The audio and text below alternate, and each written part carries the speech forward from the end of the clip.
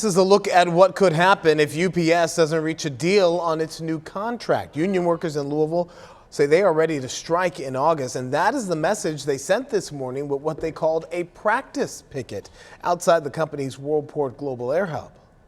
We call this a job action. It's to let our members understand how to picket if it need to happen. It's a practice picket.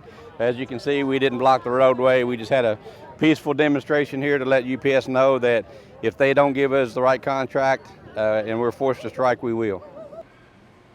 Negotiators for the union and the company are working on the biggest labor contract in the country right now. The deadline just a few weeks away, July 31st. The Teamsters have vowed to walk out if they don't get substantial raises, better working conditions, and other demands. So with a month to go, where do things stand? We're going to bring in WDRB business reporter Chris Otts to break it all down now. Chris, you've been following this closely since the talks began, and there has been some progress recently in these negotiations, right? Right. Well, we're just getting really, Gil, to the meat of the negotiations, which, is the economic issues, wages, benefits, health care.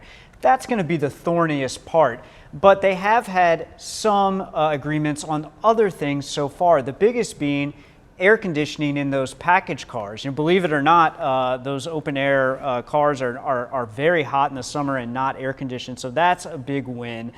They're getting rid of driver-facing cameras, and they're also limiting this shore post thing where the U.S. Postal Service will deliver packages that go through UPS's network. They say that'll create more full-time jobs for UPS drivers, but these are kind of peripheral issues at this point. What we really need to see is an agreement on wages. There's been a lot of inflation. We've done a lot of reporting on it in recent years. So the union now wanting the contract to come in line. Profits soared during the pandemic, and they want their share of that. Okay, so the last time that UPS had a strike was 1997. A lot has changed since then. If it comes to that, do you think that the Teamsters have enough support to make a picket work? Well, that is a key question, right?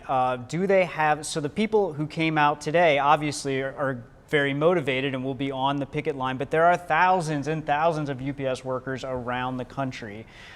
Some of them are high school or college students who may not even know what a union is, much less that they are in one.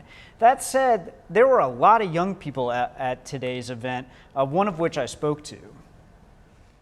A lot of people are members of the union, are just now getting engaged in the last couple of years, especially younger folks. A couple of us founded the Futures Committee here at Local 89, which is essentially we're building out the future of the union. The goal is to engage, specifically to engage, especially the young Teamsters who are going to be taking over the shop and taking over here at the union in the next couple of decades. So, I think more than any time in the last couple of years, in the last couple of decades probably, we're seeing more and more folks, especially young part-timers, getting involved.